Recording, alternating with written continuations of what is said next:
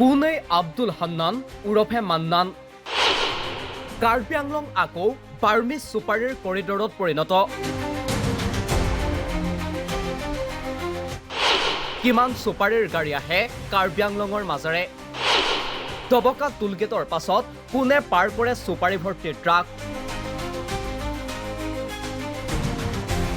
অসমৰ মাজেৰে চলি থকা ছুপাৰী সিন্ডিকেটৰ সমস্ত তথ্য ইতিমধ্যে ফাদিল হৈছে বিধানসভাৰ মজিয়াত বিধায়ক মনোৰঞ্জন তালুকদাৰ আৰু অখিল গগৈয়ে উদঙাই দিছে সিন্ডিকেটৰ আঁৰৰ সমস্ত তথ্য 30 টকা কৰি তেওঁলোকে ট্যাক্স লয় গুণ্ডা ট্যাক্স এইটো গুণ্ডা ট্যাক্স 1 কিলো যদি 30 টকা লয় তেতিয়াহ'লে এখন ট্ৰাকত যদি 25 মেট্ৰিক টন সুপাৰি যায় 25ৰ বেছিও যায় কেতিয়াবা 30 মেট্ৰিক টনো যায় তেতিয়াহ'লে 7.5 লক্ষ টকা এখন ট্ৰাকৰ পৰা তাতে গুণ্ডা ট্যাক্স আদায় কৰে তাৰ নেতৃত্বত চলিছে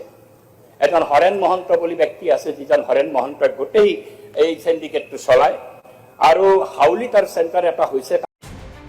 ইয়াৰ পাছত আৰু সাধাৰণ জনতাৰ জানিবলৈ বাকী নাই যে অসমত ছুপাৰী সিন্ডিকেটক লৈ কি হাৰত এখন কলা টকাৰ সাম্ৰাজ্য গঢ়ি উঠিছে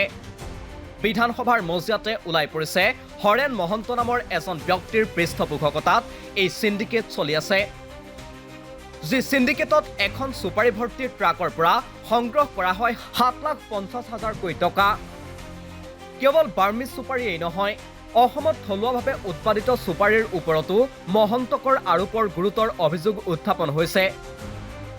অভিযোগ অনুসৰি ভাইৰাংটিৰ পৰা এই বাৰ্মিজ ছুপাৰীৰ ট্ৰাকসমূহ বৰাক উপত্যকাৰ মাজেৰে সৰবৰাহ কৰা হৈ আছে কিন্তু এয়া হৈছে আনঅফিচিয়েলি অফিচিয়েল পথ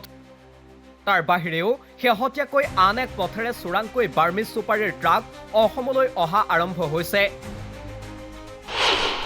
ডিমাপুৰৰ পৰা কাৰ্বি আংলঙৰ মাজেৰে আহিছে বাৰ্মিজ ছুপাৰী ভৰ্তিৰ ট্ৰাক পাৰ কৰাইছে জনৈক আব্দুল হান্নান উৰফে মান্নানে দবকাৰ টুলগেটলৈ ছুপাৰী সৰবৰাহৰ দায়িত্বত হান্নান উৰফে মান্নান অভিযোগ অনুসৰি শেহতীয়াকৈ কাৰ্বি আংলং আৰক্ষীক মেনেজ কৰি অতি সংগোপনে আব্দুল হান্নান উৰফে মান্নানে ছুপাৰী সৰবৰাহ কৰিবলৈ আৰম্ভ কৰিছে প্ৰথম অৱস্থাত অতি কম হাৰত সৰু সৰু ট্ৰাকত এই ছুপাৰীসমূহ সৰবৰাহ কৰা হৈ আছে পৰৱৰ্তী সময়ত বাৰ্মিজ ছুপাৰী সৰবৰাহৰ এই পথটো ব্যৱহাৰ কৰাৰ পৰিকল্পনা যুগুত কৰিছে সিন্ডিকেট চক্ৰটোৱে সদ্যহতে হান্নান উৰফে মান্নানে দবকা টুলগেটলৈ ছুপাৰীৰ ট্ৰাকসমূহ সৰবৰাহৰ দায়িত্ব গ্ৰহণ কৰিছে গুৱাহাটীৰ এখন হোটেলত বহিয়েই তেওঁ এই কাম চলাই আছে তাৰ পাছত সেই একেই ট্ৰাক পাৰ কৰাই দিয়াৰ দায়িত্ব লয় বৃহৎ সিন্ডিকেট চক্ৰটোৱে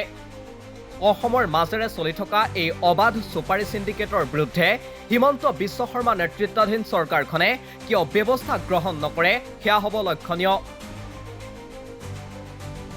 নিউজ ডেস্ক ৰিপোৰ্ট দি ক্ৰছ কাৰেণ্ট